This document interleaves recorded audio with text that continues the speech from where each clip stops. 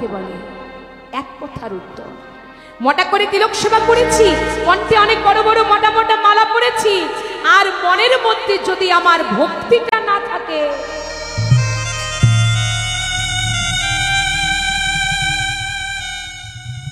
তিলক সেবা করলাম, গলায় অনেক বড় বড় মোটা মোটা মালা পরলাম, আর মনের মধ্যে আমার ভক্তি নেই, তাহলে ভক্ত হলাম কি করে?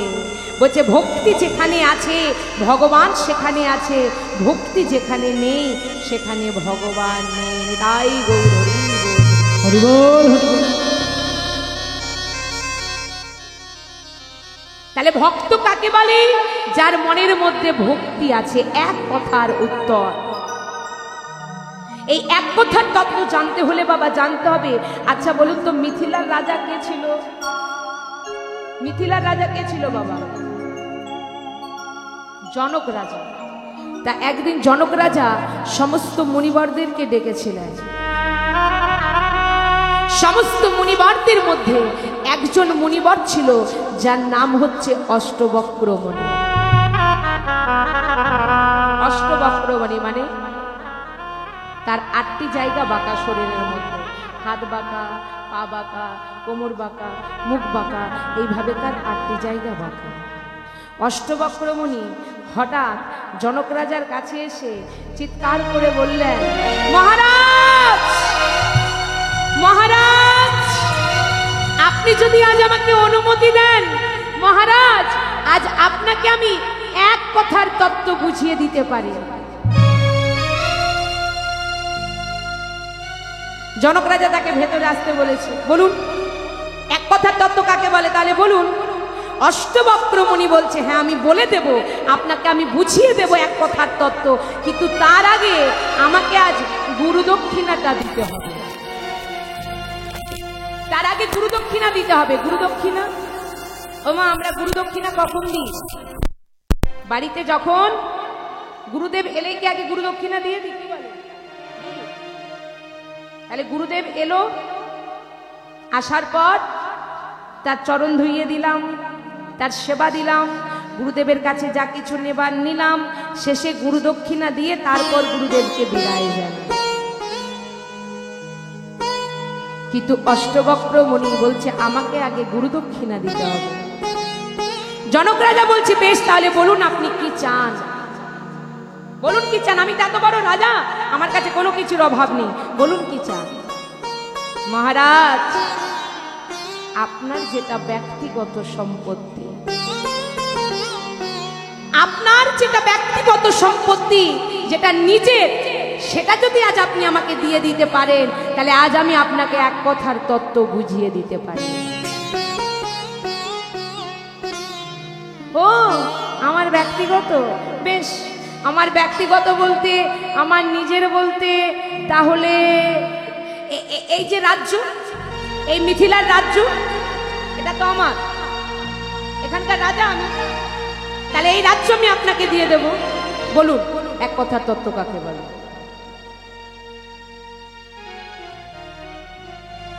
অষ্টবক্রমণি হেসে বলছে, মহারাজ এই রাজ্য আপনি আমায় দিয়ে দেবেন, কিন্তু মহারাজ এই রাজ্য আপনার ব্যক্তিগত হয় কি করে? বল কেন? এই রাজ্য তো আমার, এই রাজ্য তো আমি চালাই, এখানকার রাজা আমি, এটা আমার নয়। অষ্টবক্রমণি বলছে, মহারাজ আজ আপনি আছেন, আপনি এই রাজ্য চালাচ্ছেন, যখন আপনি ছিলেন না এই রাজ্য আপনার বাবা চালিয়েছে, তার আগে আপনার দাদু চালিয়েছে, আবার আপনি যখন থাকবেন না এই রাজ্য আপনার ছেলে চালাবে, আপনার নাতি চালাবে, তাহলে এটা আপনার ব্যক্তিগত হয় কি করে? অষ্টবক্রমণি যেই নাই কথা বলেছে, জনক রাজা বলছে, ও এই রাজ্য তাহলে আমার নয়, এই রাজ্য তাহলে আমার নয়। বেশ, আমার বলতে এই যে সিংহাসন, এই সিংহাসনে তো আমি বসি, জনক রাজা বলছে, এখানে তো আমি বসি, এখানে তো আর অন্য কেউ বসে না, তাহলে এই সিংহাসনটা দিয়ে দেব।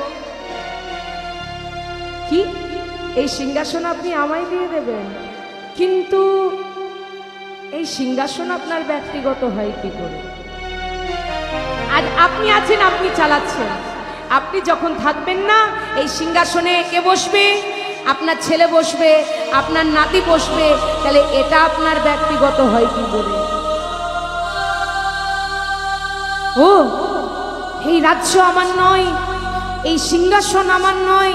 ঠিক আছে, আমার নিজের ব্যক্তিগত বলতে, আমার নিজের ব্যক্তিগত বলতে তাহলে আজ আমি আমার নিজের বিয়ে করা স্ত্রী, আমার স্ত্রীকে আজ আপনাকে দিয়ে দেব। আমার স্ত্রী তো আমার নিজের, আমার ব্যক্তিগত। আমার স্ত্রীকে তো আমার ঠাকুরদা বিয়ে করেন, আমার স্ত্রীকে দিয়ে দেব। মহারাজ কি বললে? আপনার স্ত্রীকে আপনি আমায় দিয়ে দেবেন, কিন্তু মহারাজ আপনার স্ত্রী আপনার ব্যক্তিগত হয় কি করে? জনক রাজা প্রচন্ড রেগে গেছে, বলে আপনি কি আমার সাথে ইয়ার্কি আরম্ভ করেছেন? না, এই রাজ্য আমার নয়, মেনে নিলাম। এই সিংহাসন আমার নয়, আমি মেনে নিলাম।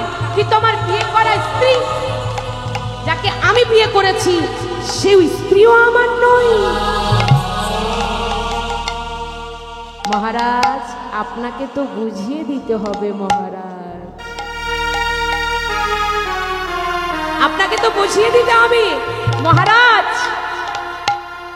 যেদিন আপনি এই রাজ ঐশ্বর্য,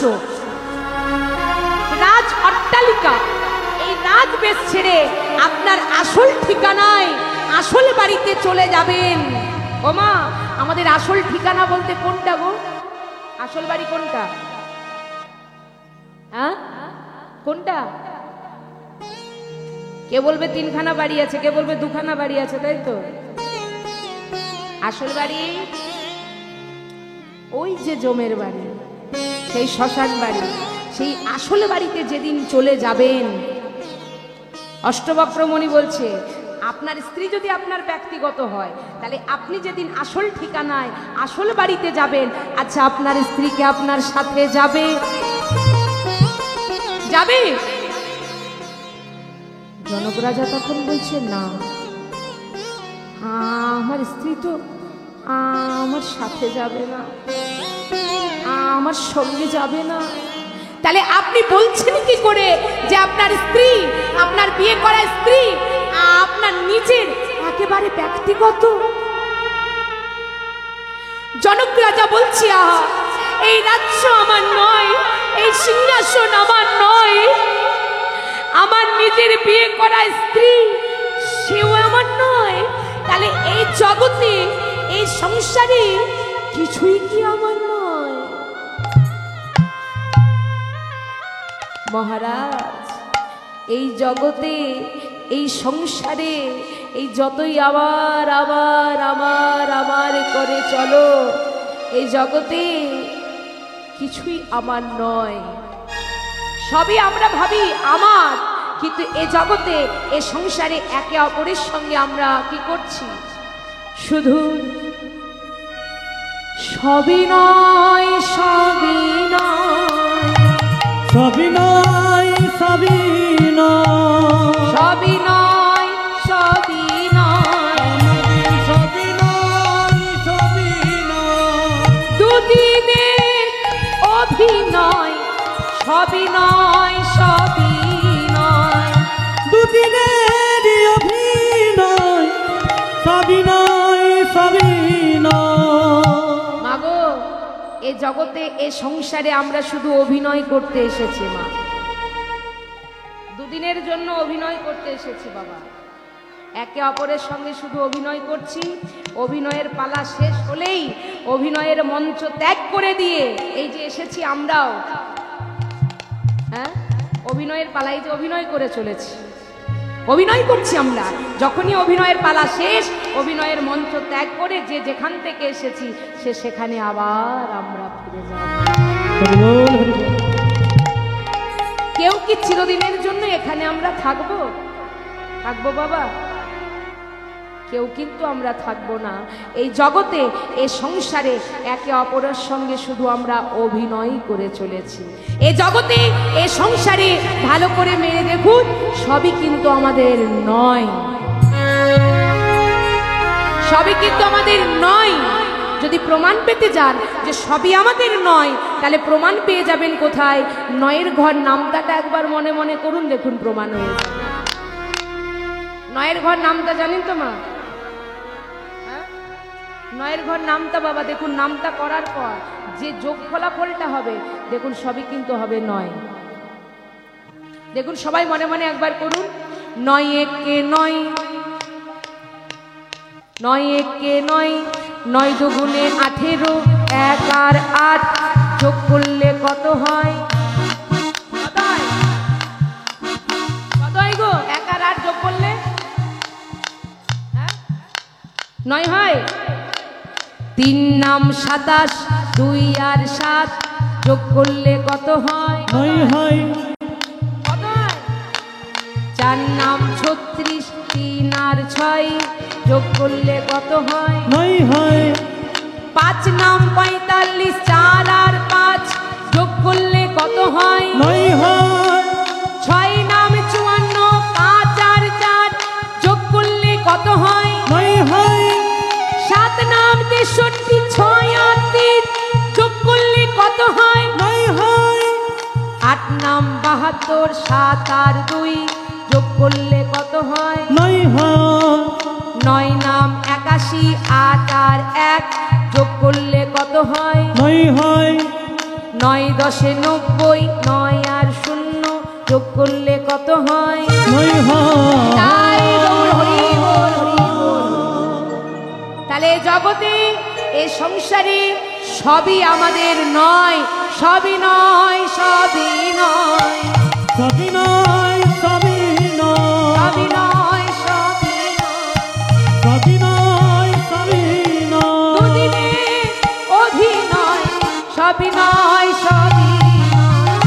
দুদিনের অভিনয়, সবই নয়, সবই নয়। তাহলে জগতে এ সংসারে আমরা যা কিছু করছি সবই আমাদের অভিনয়, আর আমরা আসল জায়গায় ভুলে যাচ্ছি। কোথায়? ভগবানকে যে আমরা কথা দিয়েছিলাম যে তার নাম করব, তার নামে ভজন সাধন করব, তার নামে গুণকীর্তন করব, সেটা আমাদের মনে নেই বাবা। সময় আমরা পাই না, কখন আমরা ভগবানের নাম করব। তাই অন্তর্যামী ভগবান বলছে, যে ভক্ত আমাকে ভালোবাসে, যে ভক্ত আমাকে চায়, যে আমাকে চাই, যে আমাকে ছাড়া থাকতে পারে না, সেই ভক্তকে আমি কষ্ট ছাড়া আর অন্য কিছু দিই না। কারণ ও মা, কষ্ট ছাড়া অন্য কিছু দেয় না। যারা কৃষ্ণ ভক্ত, যারা গৌরকে ভালোবাসে, চেয়ে দেখবেন ওই তারা পথে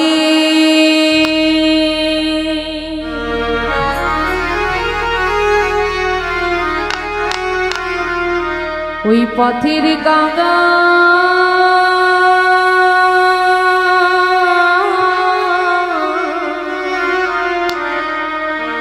ও কাঙ্গাল হয়ে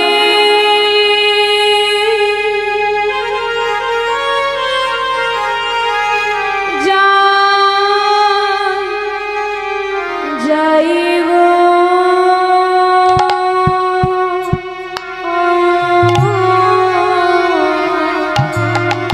বিদায়। গৌর হরি বল, হরি বল। তারা পথে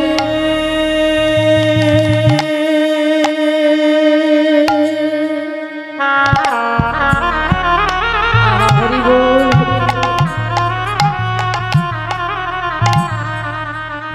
পথের কাগা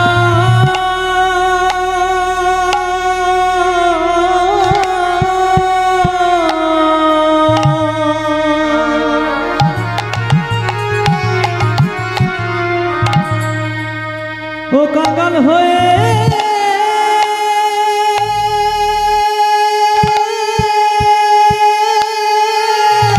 হরি বল, হরি বল। হয়ে যাই গো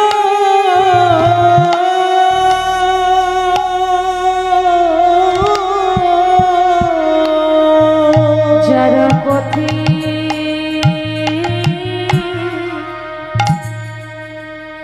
ওই পথের কাঙ্গা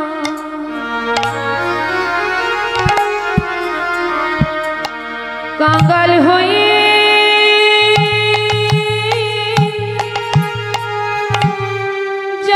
যাই যাই গো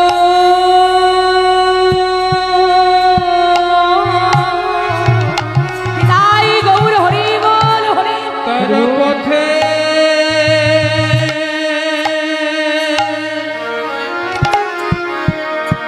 পথের গঙ্গা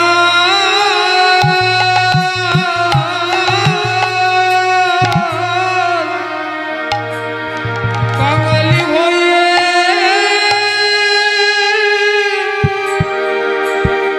যাই গো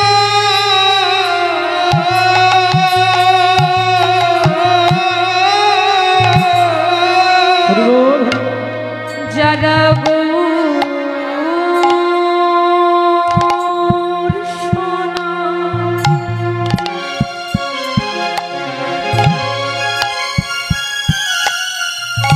গৌর সোনা ভালো বাসে তাদের পথে ওই পথের পাগল করে দেয় দেয় গো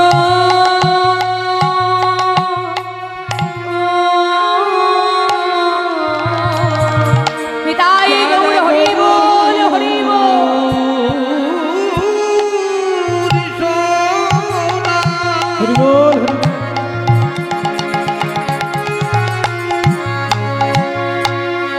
যারা গৌর সোনা ভালো বাসে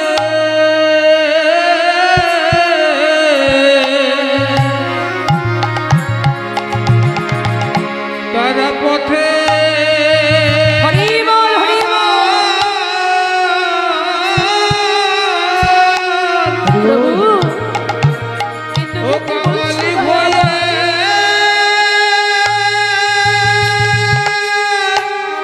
হরি বল হয়ে যাই গো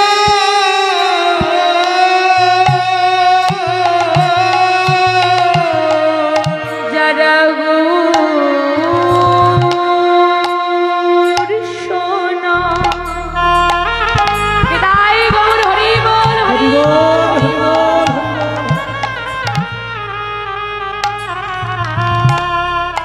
ওই গৌর সোনা ভালো বাসে তাদের পথে ওই পথের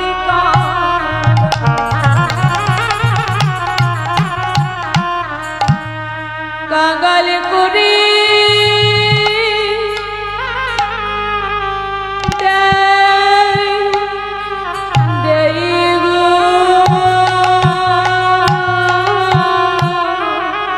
পিতাই গৌর হরি বল যারা গৌর সোনা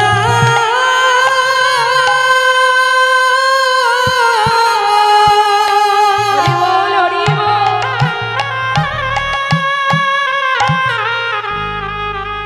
গৌর সোনা ভালো বাসে।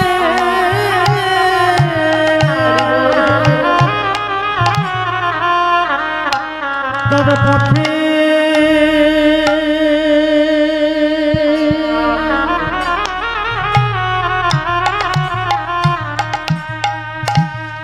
পথের পাগল হয়ে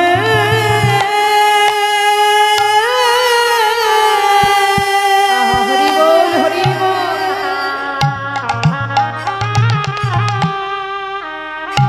হয়ে যায় গো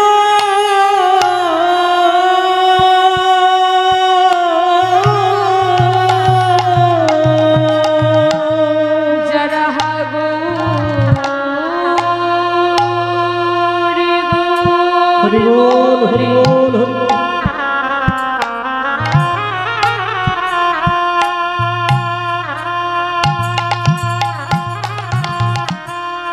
পথিক দে বেড়া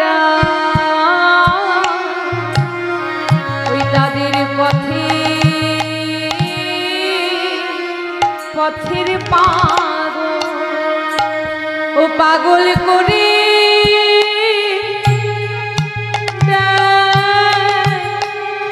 দেয় গো।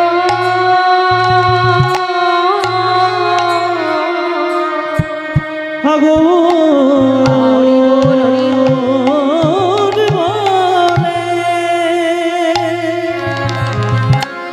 নিতাই গৌর হরি বল, হরি বল, হরি বল।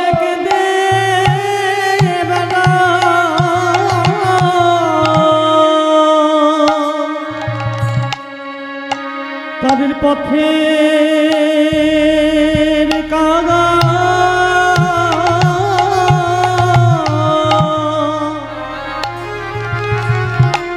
ও কাঙ্গাল করে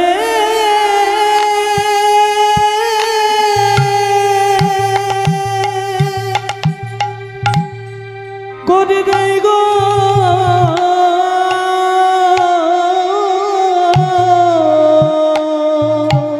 তারা পথে পথে কেঁদে বেড়ায়। নিতাই গৌর হরি বল, হরি বল।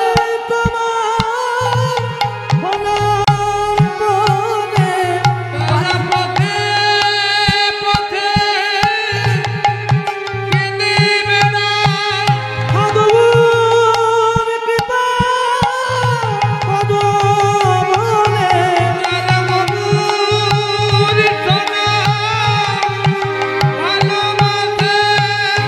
বাবুর সোনা ভালোবাসে। তারা পথে পথে ঘুরে বেড়ায়। জগবুরি সোনা ভালোবাসে। নিতাই গৌর হরি বল, হরি বল, হরি বল। গৌর তোমারি হলাম বলে। গৌর তোমারি হলাম বলে। তারা পথে